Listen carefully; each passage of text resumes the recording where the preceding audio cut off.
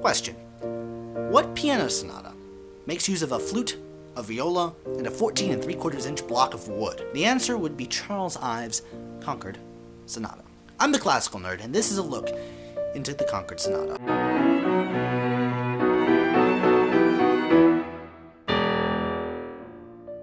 The iconoclastic American composer Charles Ives wrote an astonishingly large number of piano pieces, but no piano piece of his has garnered nearly as much attention and critical acclaim as the 45-minute-long Second Piano Sonata, subtitled Concord, Massachusetts, 1840 to 1860. The form of the sonata pertains to writers found in and around Concord, Massachusetts during that period of time. These writers were associated with the Transcendentalist literary movement. Among Ives' major influences were folk tunes and a spirit of Americana. In an attempt to convey what these Transcendentalist writers meant to him, Ives undertook portraits of Emerson and Thoreau, a scherzo depicting the lighter side of the writings of Nathaniel Hawthorne, and a mere sketch of the Alcotts. Emerson and Thoreau, the larger and more substantial movements, became the outer movements, while Hawthorne became the second movement, and the Alcotts the third. Ives began formulating the Concord Sonata long before it was committed to paper. In fact, its earliest form was not for piano solo at all. Ives wrote something called the Emerson Concerto, which was inspired by the writings of Ralph Waldo Emerson. This was more or less completed, and it's in a performable version, but Ives wasn't really happy with the way it turned out, so he decided to make it for piano solo instead, and this became essentially the first movement of the Concord Sonata. As difficult as the Concord is by itself, its difficulties are only compounded by the fact that to perform 3 of the 4 movements, you need outside aid. There's also some controversy over what Ives actually intended. In the original Emerson Concerto, for instance, there was a part for the viola section. When Ives transcribed it to become the first movement of the Concord Sonata, he kept in the viola part, but instead of just compressing it and not mentioning its original orchestral garb, Ives actually decided to put in viola part. This has led to an immense amount of confusion.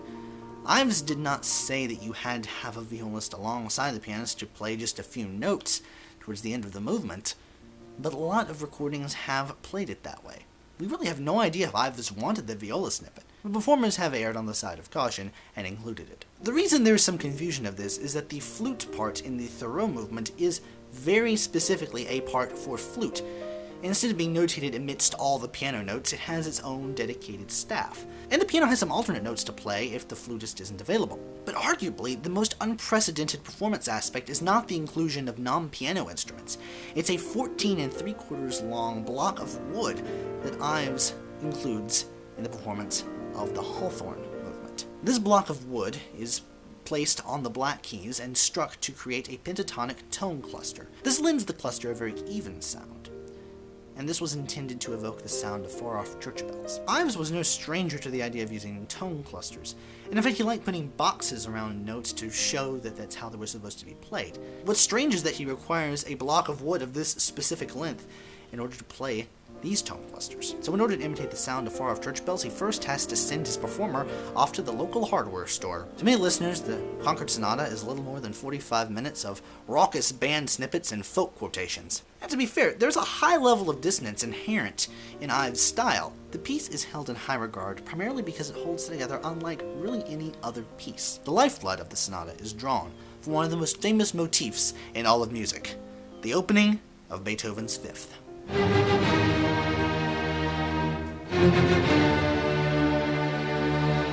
These 4 notes permeate the sonata, but Ives is brilliant in that it doesn't sound like a cacophonous homage to Beethoven. They're used melodically and rhythmically to provide a backdrop for the drama of the music. It provides the kind of structural unity that one does not expect from a piece such as the Concord. They also provide the opening rhythm to one theme that is echoed throughout. This is the Transcendentalist theme. At least I refer to it that way. It's heard in snippets throughout the first 2 movements, and it's finally heard in full in the 3rd movement, and then is given to the flute in the 4th movement. This theme edges closer and closer to the foreground each time it is heard, and it is heard more and more completely and more beautifully harmonized. The Concord Sonata was finished in its first form by 1919, but the music was so novel that Ives could not secure a publisher. Fortunately, the man was a millionaire from his myriad insurance sales, so he contacted a publisher and basically self-published his own pieces. He paid for the engraving and printing, which was no small feat in that era, and he ended up having the piece released to a very limited audience. He also published a book called Essays Before a Sonata, and this was intended to elucidate his compositional devices and practices. Unfortunately for us, the essays don't give us a hint of anything other than flowery prose and Ives' occasional humorous interjections. To put it bluntly, the Essays Before a Sonata simply ramble. Ives was not a bad keyboardist. He was primarily an organist, but he held his own at the piano. But the Concord Sonata is so exceedingly difficult that he can only play the third movement all the way through.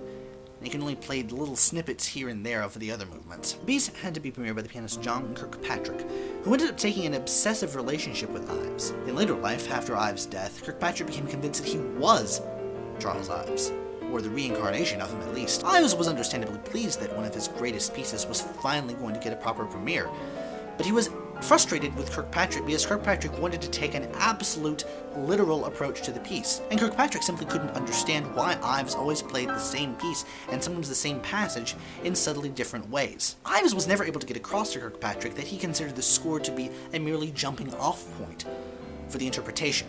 The 1919 edition, when it came out, included more than a few typesetting errors. Later in life, while Ives was busy revising and putting out new editions of his pieces, he revisited the Concord Sonata. This came out in 1947. Ives changed and revised a few passages many times over, to the annoyance of the publisher, who claimed that Ives has been moving sharps and flats around all summer.